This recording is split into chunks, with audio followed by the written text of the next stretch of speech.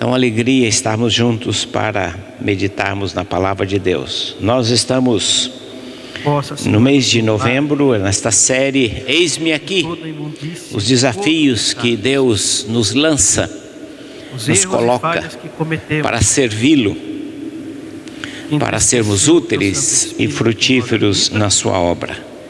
E hoje nós vamos estudar um texto que é a resposta, como uma mulher respondeu ao chamado de Deus. Abra sua Bíblia lá no livro de Atos dos Apóstolos, no capítulo 16, capítulo 16 do livro de Atos dos Apóstolos. Nós vamos fazer a leitura do versículo 6 até o versículo 15. No nome de Jesus Cristo, nosso Senhor, que nós oramos. Amém. Este episódio ocorre a segunda viagem missionária de Paulo. Bom dia. E diz o texto, narrado por Lucas: e percorrendo a região frígio-gálata, tendo sido impedidos pelo Espírito Santo de pregar a palavra na Ásia, defrontando Mísia, tentavam ir para Bitínia, mas o Espírito de Jesus não o permitiu. E tendo contornado Mísia, desceram a Troade. À noite, sobreveio a Paulo uma visão na qual um varão macedônio estava em pé e lhe rogava, dizendo: passa a Macedônia e ajuda-nos. Assim que teve a visão, imediatamente procuramos partir para aquele destino, concluindo que Deus nos havia chamado para lhes anunciar o Evangelho. Tendo, pois, navegado de Troade, seguimos em direitura a Samotrácia, no dia seguinte a Neápolis e dali a Filipos, cidade da Macedônia, primeira do distrito e colônia. Nesta cidade permanecemos alguns dias. No sábado saímos da cidade para junto do rio, onde nos pareceu haver um lugar de oração.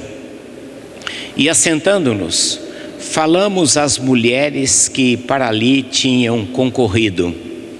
Certa mulher, chamada Lídia, da cidade de Tiatira, vendedora de púrpura, temente a Deus, nos escutava. O Senhor lhe abriu o coração para atender às coisas que Paulo dizia. Depois de ter sido batizada, ela e toda a sua casa nos rogou, dizendo: se julgais que eu sou fiel ao Senhor, entrai à minha casa e aí ficai. Este texto que nós lemos, como nós já o mencionamos, faz parte da segunda viagem missionária de Paulo, tendo Silas, Timóteo e Lucas como companheiros nesta viagem missionária. Eu não sei se vocês já tiveram a experiência de tentar fazer uma viagem e não dá certo.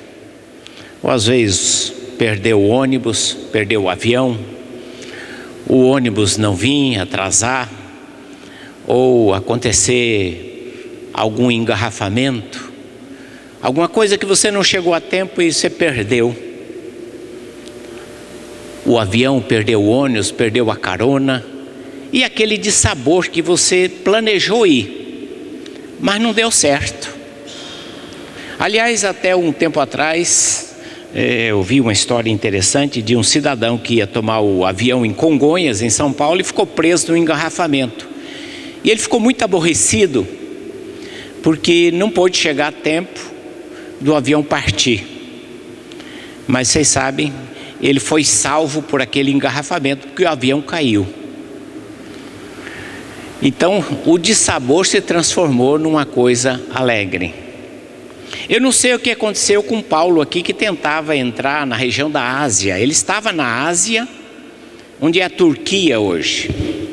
E ele tentava ir um pouco mais ao norte, chamada região da Bitínia, Frígio-Gálata, região um pouco mais ao norte.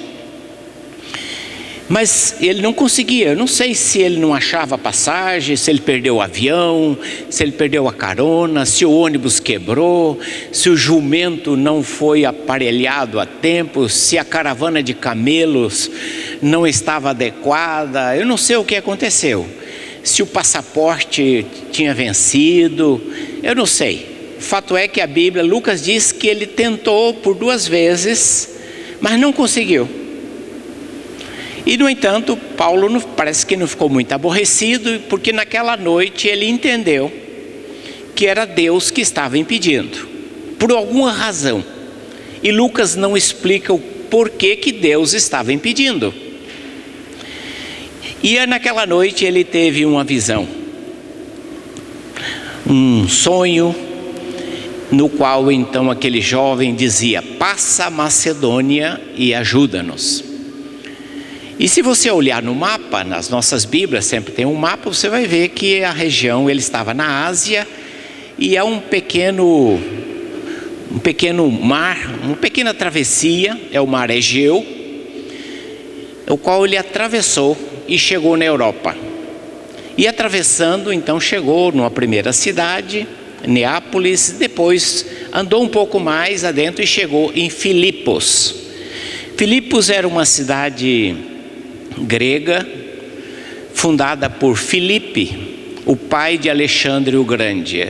Por isso a cidade ficou sendo chamada de Filipos. E ela havia se tornado uma colônia romana. Uma colônia era uma cidade com status especial, porque os veteranos do exército eram destacados para residir nessas cidades.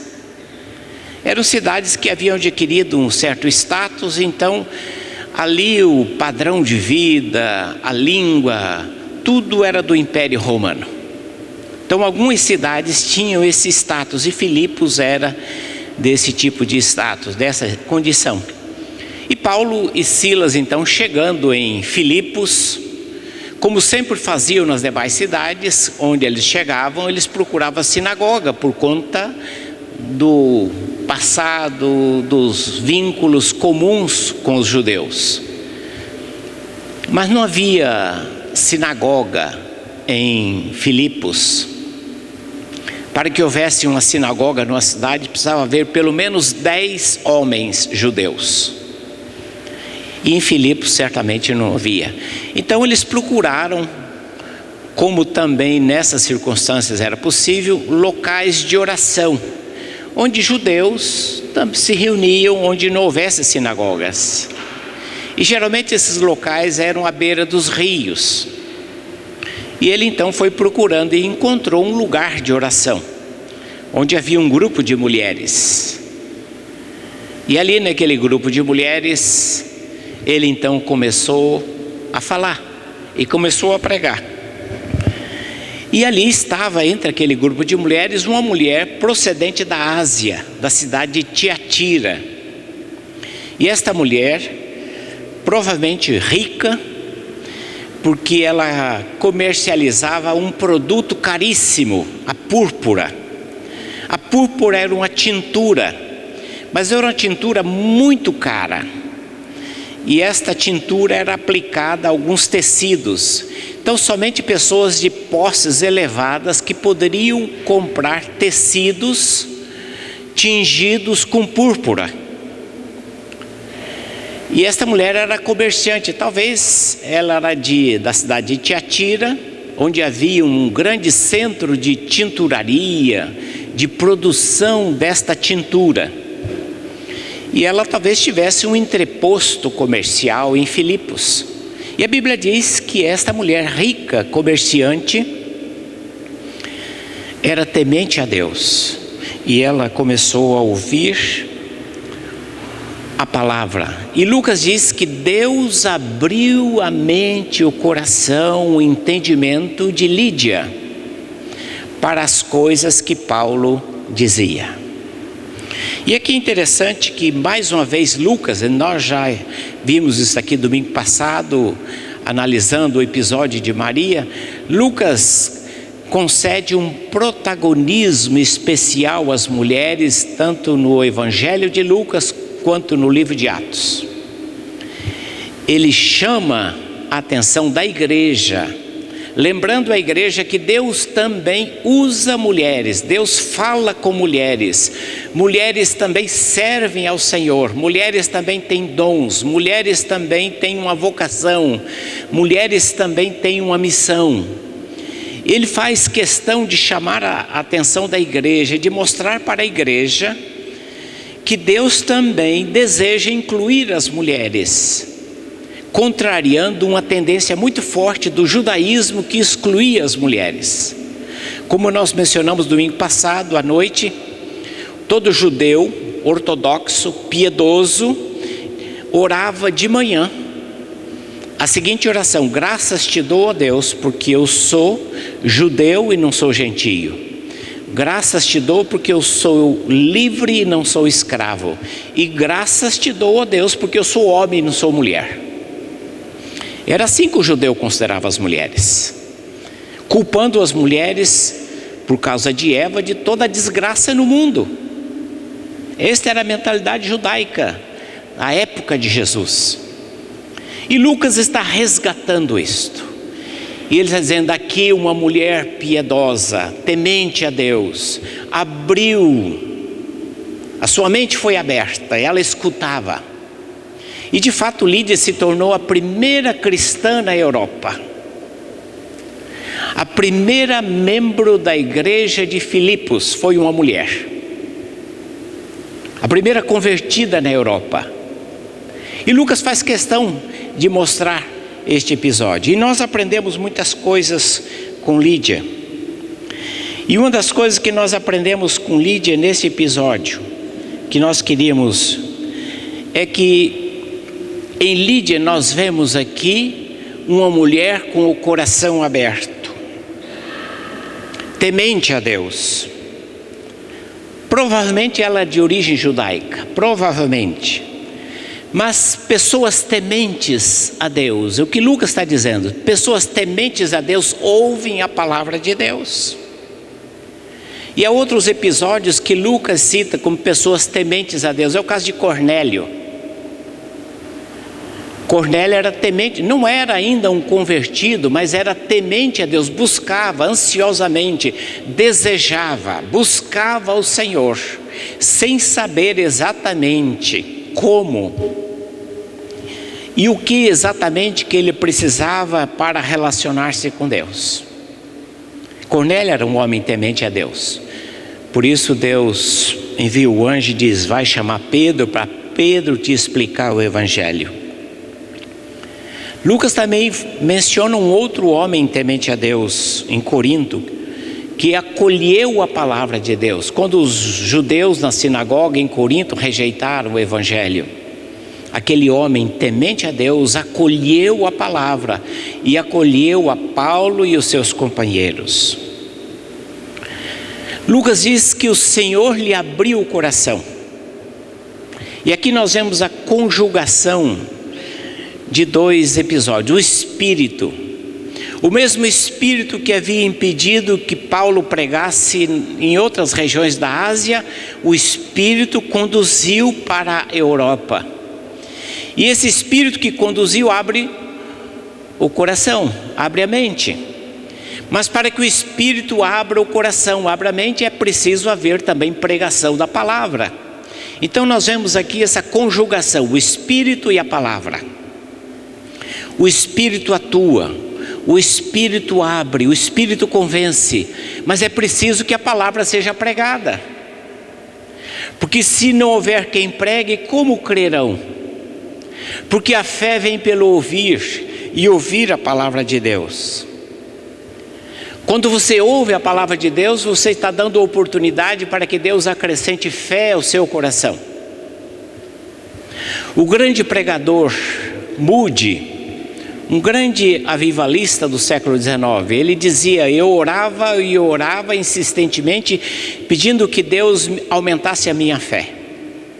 E eu esperava que subitamente, de alguma maneira, Deus enviasse sobre mim uma unção poderosa de fé. Mas aí eu descobri que a fé vem pelo ouvir e ouvir a palavra. E eu havia fechado, ele diz, eu havia fechado a minha Bíblia e estava orando pedindo fé. E desde aquele momento eu entendi que eu precisava abrir a palavra. E desde então tenho aberto a palavra e Deus tem acrescentado cada dia a minha fé. Porque não é possível nós termos a nossa fé alicerçada, alimentada, se nós não ouvimos e se nós não escutamos a palavra de Deus. Quando nós nos privamos de ouvir a palavra, nós estamos bloqueando o entendimento, a direção de Deus para aquilo que Deus quer nos ensinar. E como resultado deste coração aberto pelo Espírito mediante a pregação da palavra, Lídia então toma uma decisão interessante. Ela recebe, ela é batizada.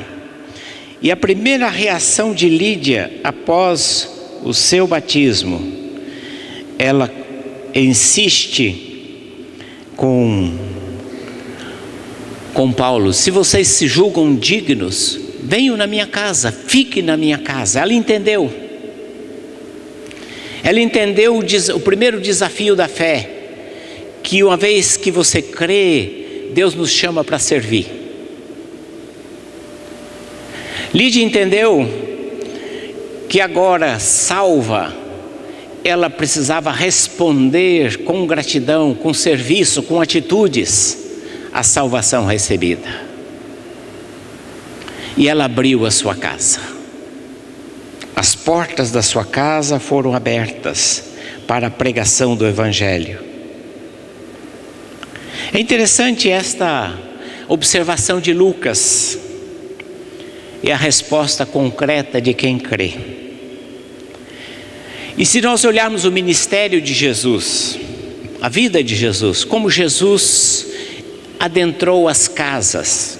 Jesus frequentava a casa de Marta e Maria, onde ele ensinava, onde ele ministrava. Jesus esteve na casa de Zaqueu. Jesus esteve na casa de Mateus, que depois de reconhecê-lo como Senhor e Mestre, ofereceu um banquete a seus amigos e convidou Jesus e os seus amigos para apresentar os seus amigos a Jesus. Esta é uma longa história, a história da igreja, quando as casas estão sendo abertas para receber os enviados, para receber o Evangelho, para servir de apoio à pregação do Evangelho. As mulheres não podiam pregar, a cultura não permitia que as mulheres assumissem determinadas posições ou determinados papéis, mas não impediam que elas pudessem servir. E Lídia não usa a cultura, não usa os obstáculos culturais e sociais como pretexto para se retrair e não servir. Ela entende que, embora não tenha culturalmente condições de pregar, ela pode perfeitamente continuar servindo à sua maneira, ao seu modo, e abriu a porta da sua casa para acolher, hospedar a Paulo e a Silas, os seus companheiros, mas também aquela casa se tornou a base para a igreja em Filipos e a primeira igreja da Europa. E é interessante que Lucas, ao narrar esse texto, ele vai falando de outras casas e de outras portas abertas. Paulo e Silas, porque libertaram aquela jovem escravizada que tinha um espírito de adivinhação, eles foram presos. Mas lá na prisão as portas foram abertas. Enquanto eles cantavam, louvavam ao Senhor, as portas da prisão foram abertas.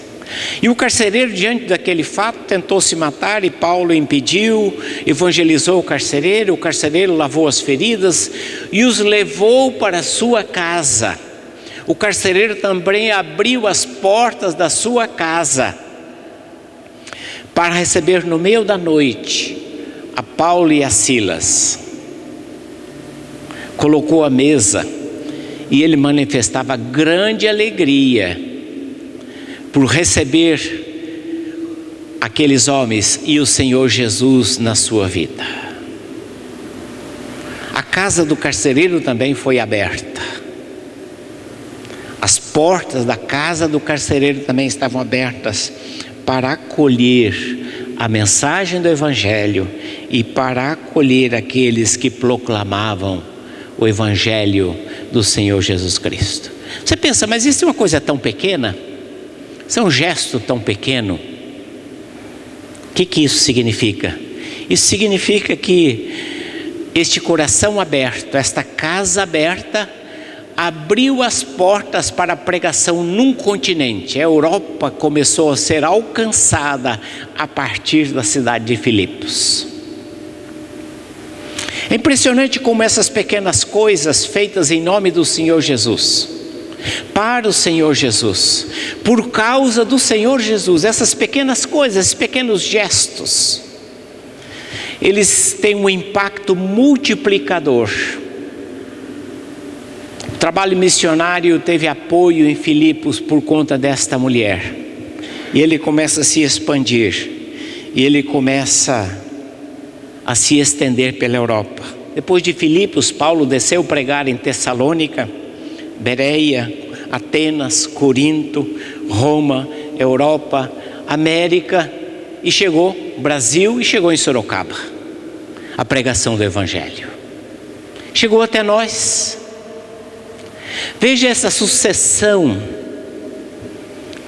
de atos, de gestos, que você talvez minimizasse, achasse atos banais, secundários, mas que na história da igreja, na caminhada da igreja, na jornada missionária tiveram um impacto, porque foram servindo de apoio e multiplicando e gerando vida, transformando vidas, alcançando outras cidades, alcançando outros países, e pessoas foram tocadas por esses gestos, esta corrente, essa sucessão de respostas ao desafio que Deus estava fazendo àquelas pessoas.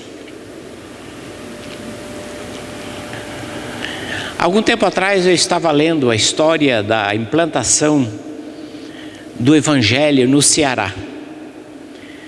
Os primeiros missionários evangélicos que chegaram no Ceará eram presbiterianos, por volta de 1880. E um daqueles missionários, chegando em Fortaleza, ele resolveu ir a uma cidade do interior do Ceará chamada Baturité. Fica aproximadamente 120, 130 quilômetros de Fortaleza. Ele ouvira falar que havia alguém interessado no Evangelho e se dirigir àquela cidade, que era fortemente controlada pelos jesuítas, e ainda é. E ele se hospedou numa pequena hospedaria.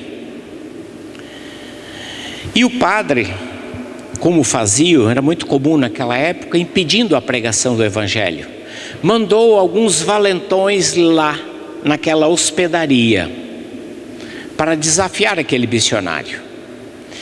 E ele chegou exatamente na hora da refeição, e aquele homem, aquele missionário estava comendo. E um daqueles valentões chegou e derramou areia no prato daquele missionário. E aquele missionário não reagiu. Ficou ali, orando talvez a Deus, pedindo graça. Uma pessoa, um morador daquela cidade, viu a cena. E embora não conhecesse o missionário, ele tomou as dores daquele missionário. E o convidou: você vai ficar na minha casa, eu vou te hospedar. E levou aquele missionário para sua casa, e aquele missionário pregou o Evangelho para aquela família se converteu e foi a base da igreja presbiteriana ali naquela cidade. Um pequeno gesto uma pequena atitude, mas Deus usou para abrir as portas, para abrir o coração daquela família. E ali naquela cidade foi plantada uma igreja. O nosso chamado começa com coisas simples. Deus nos chama para fazer coisas simples. Às vezes a gente pensa que o chamado de Deus é para coisas extremamente desafiadoras. Nós às vezes ouvimos, lemos histórias de missionários que saíram, fizeram grandes feitos, e nós ficamos apequenados, sentimos humilhados até por determinadas histórias, e de fato elas nos fazem sentir pequenos. Mas nunca nos esqueçamos que há coisas pequenas que Deus nos chama para fazer e que elas são úteis e necessárias no avanço, no progresso do seu reino. E nós precisamos discernir as oportunidades de serviço que Deus coloca diante de nós. E eu quero concluir a nossa meditação colocando alguns desafios para os irmãos. Você não é Lídia,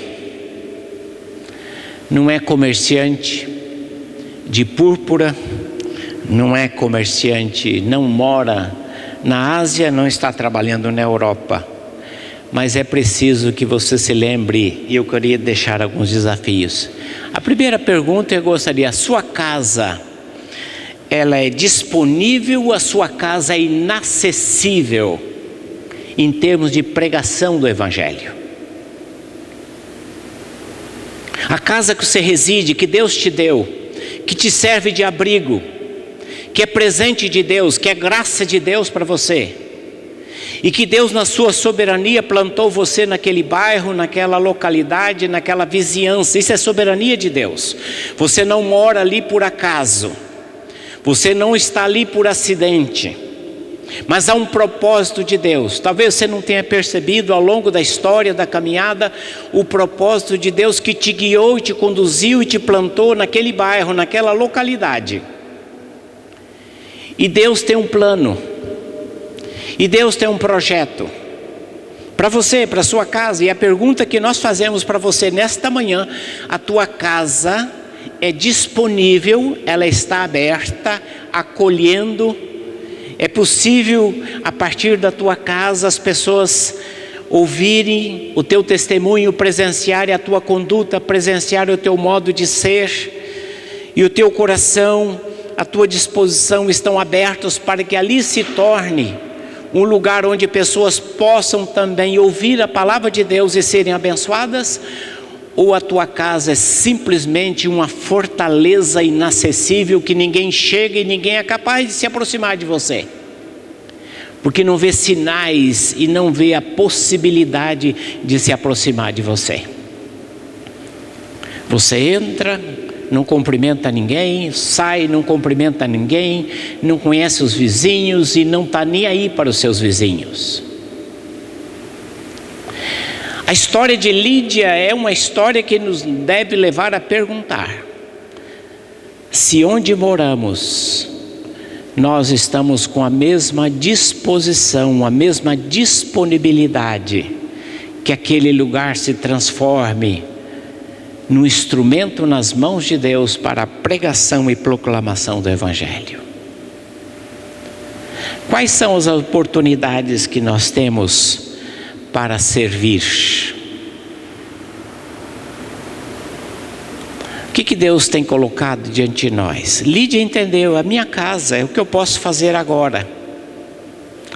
Deus talvez esteja colocando de você outras possibilidades, eu não sei. Deus está sempre falando conosco. A gente tem dificuldade de discernir a voz de Deus, mas Deus está sempre falando conosco e nos desafiando.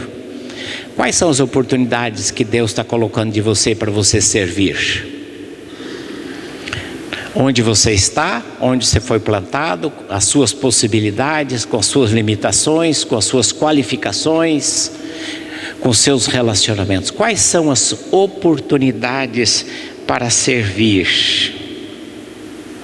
E sobretudo, quais as portas que estão abertas diante de nós?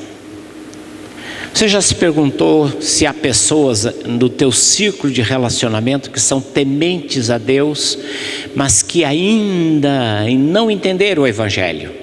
A semelhança de Cornélio, a semelhança de Lídia, pessoas que temem a Deus, pessoas que têm sede, pessoas que necessitam, pessoas que estão buscando respostas, pessoas que estão buscando orientação, pessoas que estão angustiadas, pessoas que estão à deriva, pessoas que estão à mercê de orientações, às vezes as mais danosas e perversas possíveis, mas estão à procura.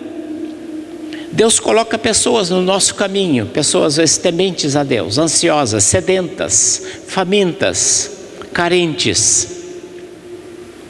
E nós precisamos ter olhos para ver, ouvidos para ouvir, pedidos de socorro, pedidos de ajuda, pedidos de orientação. Pessoas que Deus coloca no teu caminho e no meu caminho, que necessitam, o exemplo de Lídia, de uma palavra, que necessitam de uma orientação. Comece a perguntar: Senhor, quais as pessoas que estão sedentas e carentes do Evangelho, para as quais eu posso ser um instrumento, apesar das minhas limitações, apesar das minhas fragilidades, mas eu quero ser usada para trazer uma palavra a essas pessoas, para indicar um caminho. E sobretudo, irmãos, nós, como igreja, nós trabalhamos em pequenos grupos, porque é uma forma de igreja nós estarmos nos diferentes locais desta cidade. É uma forma de a gente estar como igreja naquele bairro, naquela vizinhança, naquele condomínio. É a maneira mais indicada. Porque muitas pessoas, se você convidá-las, jamais viriam, ou espontaneamente jamais viriam a este lugar. Há uma série de barreiras e de preconceitos. Mas se você convidá-las para ir à sua casa, ao pequeno grupo da sua casa que você participa, com certeza elas irão. Porque este convite tem uma dimensão de um relacionamento, de uma possibilidade que as casas oferecem. E que nós como igreja precisamos redescobrir. Não apenas redescobrir, mas valorizar. E aproveitar esse recurso precioso que Deus colocou na mão de cada um de vocês. A casa, a sua casa, é um recurso que Deus colocou na sua mão. É um recurso que Deus colocou, deu a você, deu a mim. E nós precisamos aprender a usar esse recurso para a glória de Deus. Que Deus assim nos abençoe. Amém.